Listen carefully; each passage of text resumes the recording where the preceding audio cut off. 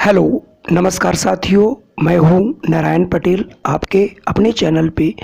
आज मैं आप लोगों के लिए उत्तर प्रदेश विद्या ज्ञान प्रारंभिक परीक्षा 2019 में जो सामान्य ज्ञान का पेपर हुआ था, जो सेक्शन डी के अंतर्गत आता है, इसमें हमने 35 क्वेश्चन पूछे गए थे। उन 35 क्वेश्चनों को के हल लेकर के आया हूं। इनको देख करके आप परीक्षा का पैटर्न समझ सकते हैं, और इसका अगर आप पैटर्न समझ गए तो आपको ये पता चलेगा कि आपको कितनी मेहनत करनी है और कितनी तैयारी करनी है, क्योंकि 2.5 से 3 लाख बच्चों में से आपके 400 बच्चों का चुनाव होना एक बहुत बड़ी प्रतियोगिता है। इसलिए विद्या ज्ञान प्रवेश परीक्षा की तैयारी करने वाले समस्त छात्र और अभिभावक और जो हमारे अध्यापक बंधु करा रहे हैं वो भी इसे देखें। तो आइए शुरू करता हूं आज का ये वीडियो।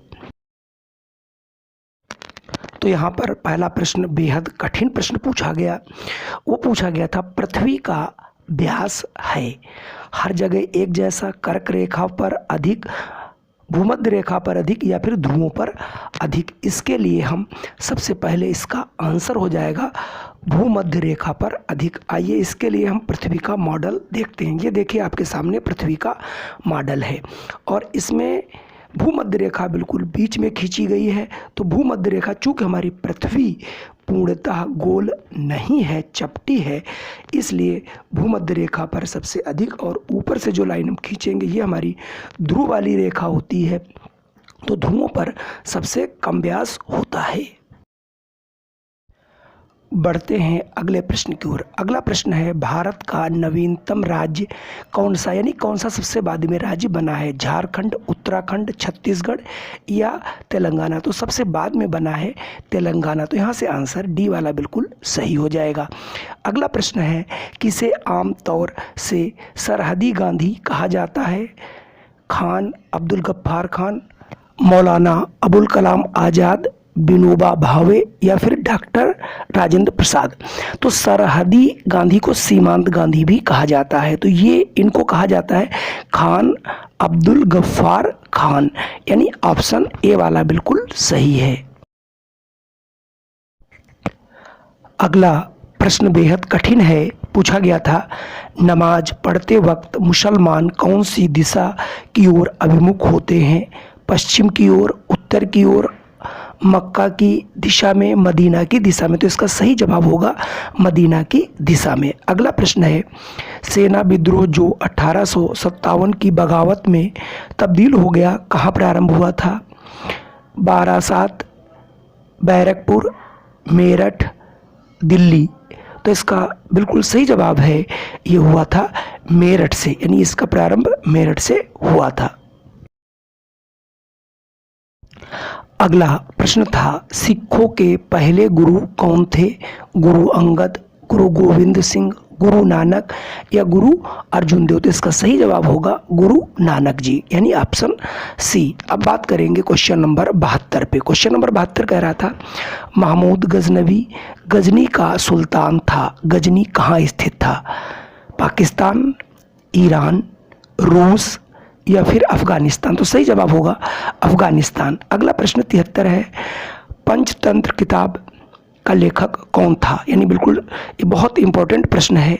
विष्णु शर्मा, भवभूत, बाणभट्ट या फिर कालिदास? तो इसका सही जवाब होगा विष्णु शर्मा। इसी प्रकार के प्रश्न आते हैं, तो हमको ये ढेर सारे प्रश्न तैयार रखने हैं। अब मैं बढ़ता हूँ अगले प्रश्न की ओर। अगला प्रश्न काफ़ी कठिन प्रश्न पूछा गया था, निम्नलिखित में से कौन सी नदी पश्चिम दिशा में बहती है? अमूमन सभी नदियां हमारी पश्चिम से पूर्व की ओर बहती हैं, लेकिन कुछ नदियां हमारी पूर्व से पश्चिम की ओर बहती हैं। तो नर्मदा, गोदावरी, कृष्णा और महानदी? तो इसका सही जवाब होगा नर्मदा। आपको बता दूं, नर्मदा, ताप्ती और माही, ये 3 नदियां हैं जो पूर्व से पश्चिम की ओर बहती हैं। तो ऑप्शन ए वाला बिल्कुल सही होगा।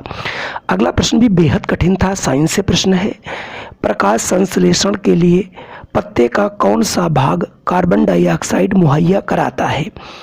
क्लोरोफिल, क्लोरोप्लास्ट, रंध्र या फिर तना। तो इसका भी सही जवाब होगा रंध्र, यानी रंध्र से जो है हमारा प्रकाश संश्लेषण के दौरान जो है कार्बन डाइऑक्साइड पौधे ग्रहण करते हैं। तो इसका आंसर हो जाएगा ऑप्शन सी अर्थात रंध्र। अगला प्रश्न आपका पढ़ा हुआ है और आपकी बुक का ही है, क्लास 5th का। CNG किसका अल्पतम नाम है, यानी अल्प नाम है, यानी किसका जो है शॉर्ट फॉर्म है। तो CNG जो हमारी गैस होती जिससे गाड़ियां वगैरह भी चलती हैं, तो उसका पूरा नाम होता है कंप्रेस्ड नेचुरल गैस, यानी ऑप्शन ए वाला बिल्कुल सही होगा। अगला प्रश्न था, इनमें से क्या सभी अम्लों में अनिवार्य रूप से पाया जाता है। काफ़ी कठिन क्वेश्चन है, ये केमिस्ट्री का क्वेश्चन है, तो इसमें सही जवाब होगा हाइड्रोजन। और अगला प्रश्न था 78, निम्नलिखित में से कौन सा विद्युत का खराब संचालक, यानी किसमें विद्युत धारा सबसे कम प्रवाहित होगी। तांबा बहुत अच्छा होता है जिसमें प्रवाहित होने के लिए, तनु हाइड्रोक्लोरिक अम्ल ये भी होता है, और पानी सबसे खराब होगा, और सोना ये भी अच्छा होता। तो यहाँ से ऑप्शन सी वाला बिल्कुल सही होगा। अगला प्रश्न है, एक समकोणीय त्रिभुज का कर्ण 5 है और उसकी आधार 3 सेंटीमीटर है, उसकी दूसरी भुजा की लंबाई क्या होगी। तो आप समकोण जब त्रिभुज पढ़ेंगे तो पता होगा कर्ण का स्क्वायर बराबर शेष दो भुजाओं के वर्गों के योग के बराबर होगा, और इसको लगाने से आपकी जो भुजा आएगी वो 4 सेंटीमीटर आएगी। अगला प्रश्न था, लक्षद्वीप कहाँ स्थित है। तो लक्षद्वीप अगर आप नक्शे में देखेंगे तो ये आपका अरब सागर में स्थित है। चलिए अगला प्रश्न है, सिरके में निम्नलिखित में से क्या होता है। साइट्रिक अम्ल, एसिटिक अम्ल, लैक्टिक अम्ल या स्कार्बिक अम्ल। तो सही आंसर हो जाएगा एसिटिक अम्ल। अगला है, प्रकाश की कौन सी विशेषता उसका रंग निर्धारित करती है। आवृत्ति, तीव्रता, दीप्ति या फिर ऊर्जा। तो इसका सही आंसर हो जाएगा आवृत्ति। 73वां प्रश्न हमारा था, उस आकृति का चयन कीजिए जो शेष से अलग हो। देखिए बी उल्टा बना है, डी उल्टा बना है, एफ सीधा बना हुआ और ई भी उल्टा बना, तो यहां से ऑप्शन सी वाला बिल्कुल सही होगा। आइए बढ़ते हैं आगे। अगला प्रश्न हमारा मेंटल एबिलिटी पे है, उस शब्द का चयन कीजिए जो शेष 3 विकल्पों से अलग है। चमगादड़, मुर्गी, बतख और शुतुरमुर्ग। वैसे तो ये सभी पक्षी वर्ग में आपको दिखते होंगे, लेकिन चमगादड़ स्तनधारी होता है, ये अंडे नहीं देता जबकि बच्चे देता है, इसलिए यहाँ पर चमगादड़ बिल्कुल अलग होगा। अगला अगर प्रश्न देखें, थोड़ा सा अलग प्रश्न है, सीरीज से है कि 315, 317, 322, 329 और 340 के बाद क्या होगा। तो पहले 15 और 17 में देखते हैं 2 का अंतर है, फिर 17 और 22 में देखेंगे तो 5 का अंतर है, फिर 322 और 29 में देखेंगे तो 7 का अंतर है, तो 29 और 40 में देखेंगे तो आपका 11 का अंतर है। तो इसका मतलब जो संख्याओं में अंतर आया है 2, 5, 7, 11, 13, ये अभाज्य संख्याओं का अंतर है, इसलिए अब हम 340 में 11 के आगे अभाज्य संख्या 13 होगी, जोड़ देंगे तो 353 आंसर बनेगा। जो 353 आंसर आएगा वही हमारा आंसर बिल्कुल सही होगा।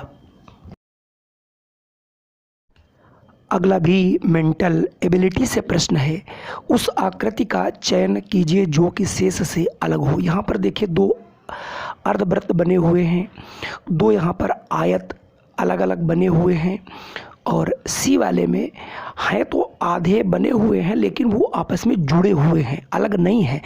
और अगला डी भी देखेंगे, उसमें भी 2 आकृतियाँ अलग अलग हैं लेकिन सी वाले में अलग अलग नहीं है, तो इसलिए यहाँ से आंसर सी वाला हो जाएगा। अगला प्रश्न भी मेंटल एबिलिटी से ही है, गर्मियों में लोग कौन सी वस्तु पसंद करते हैं। पहले चाय है, फिर आइसक्रीम है, फिर चाय के तरीके से कुछ बना है, अगला ड्राई फ्रूट्स बने हुए हैं।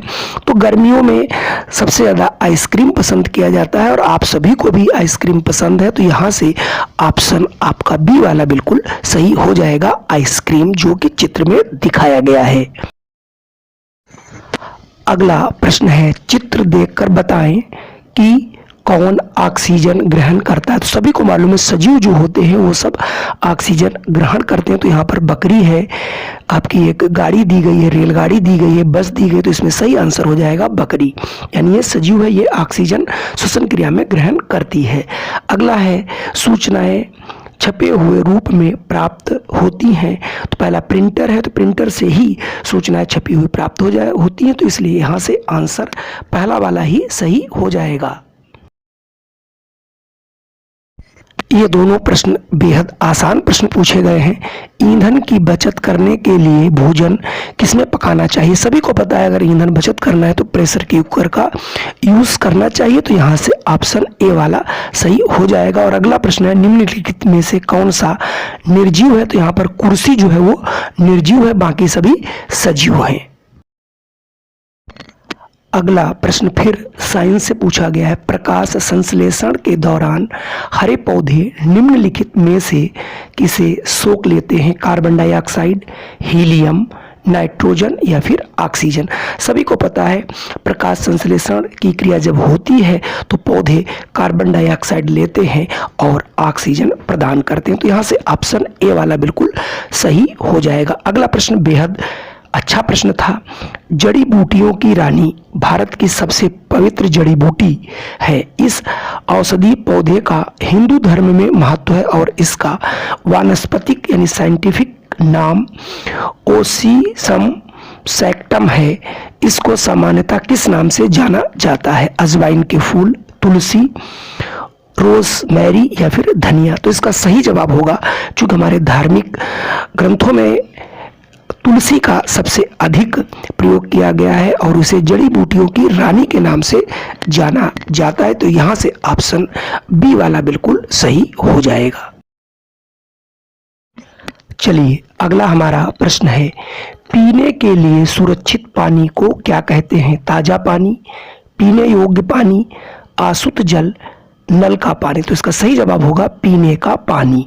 अगला है विश्व पर्यावरण दिवस कब मनाया जाता है? 5 जून, 2 दिसंबर, 16 सितंबर या फिर 11 जुलाई को? ये चारों बहुत इंपॉर्टेंट है, इन्हें हमें याद रखना है। लेकिन विश्व पर्यावरण दिवस जो है वो 5 जून को मनाया जाता है। अगला है रेड डाटा बुक किससे संबंधित है? विलुप्त के करीब जीव, नदियों में प्रदूषण, घटता भूगर्भ जल स्तर, वायु प्रदूषण? तो इसका सही जवाब है जो रेड डाटा बुक है, इसमें विलुप्त के करीब जीवों का वर्णन किया जाता है और उनको इसमें लिखा जाता है। तो यहाँ से अब हमारे पास केवल 4 प्रश्न बचे हैं और उन 4 प्रश्नों को देखते हैं कौन से वो 4 प्रश्न हैं। चलिए अगला प्रश्न है, कौन सी ग्रीन हाउस गैस वातावरण में सबसे अधिक मात्रा में उपस्थित रहती है? कार्बन डाइऑक्साइड, प्रोपेन, एथेन या फिर मेथेन? तो इसका सही जवाब होगा कार्बन डाइऑक्साइड। ये 0.03% जो है उपस्थित रहती है। तो यहाँ से ऑप्शन ए वाला बिल्कुल सही होगा। और अगला प्रश्न है, वर्षा जल संग्रहण क्या है? पानी का वितरण, प्रयुक्त जल का संग्रह और भंडारण, वर्षा जल का जमाव और भंडारण, उपयुक्त में से कोई नहीं? तो इसका सही जवाब होगा वर्षा जल का जमाव और भंडारण। जी हाँ, तो वर्षा जल संग्रहण का मतलब यही होता है कि जो वर्षा का पानी है अतिरिक्त जो चला जाता है, बह जाता है, उसके भंडारण के लिए गाँव में हर जगह पर ऐसी व्यवस्था की जा रही है, शहरों में की जा रही है, जिससे भू स्तर बना रहे। तो यहाँ से ऑप्शन सी वाला बिल्कुल सही हो जाएगा। अगला प्रश्न चित्र पर आधारित है। चित्र पर आधारित विद्या ज्ञान परीक्षा में 2 से 3 प्रश्न जरूर पूछे जाते हैं और ये क्वेश्चन अक्सर करंट अफेयर्स पे होते हैं, यानी जो चर्चित हस्तियां होती हैं उन पर क्वेश्चन जरूर पूछे जाते हैं। तो पूछा जा रहा है संलग्न चित्र में पहचानिए ये कौन है? ब्रिटनी स्पीयर, लेडी गागा, लेज लेटर या डायना हेडन? तो ये सही जवाब है। चूँकि 2019 का जो है पेपर है तो उस समय ये ब्रिटनी स्पीयर जो अमेरिकी गायिका हैं और नर्तकी हैं उनका चित्र है। तो ऑप्शन ए यहाँ से सही हो जाएगा। अगला प्रश्न आपके इंडिया के एक क्रिकेटर का है कि पार्श्व में दिए गए चित्र किसका है? विजय हरारे का, रोहित शर्मा का, सलीम दुर्दानी का या पाली उमरगिर? तो आपको सही समझ में आ रहा होगा, ये हमारे अंतर्राष्ट्रीय खिलाड़ी हैं।